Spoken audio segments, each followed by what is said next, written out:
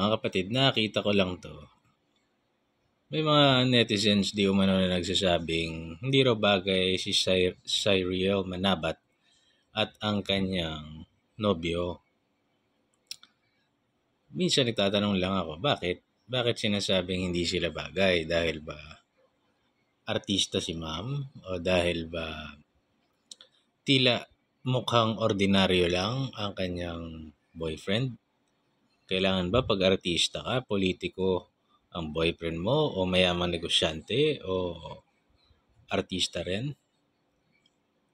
Alam niyo po, the heart knows what the heart wants.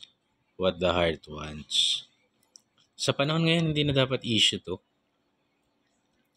Hindi na dapat tayo nagko-komento na ng negative sa relasyon ng iba kasi yung mga LGBT nga, hindi na tayo halos kumikibo eh. Sila pa. Ibig sabihin, normalize natin yung mga ganito.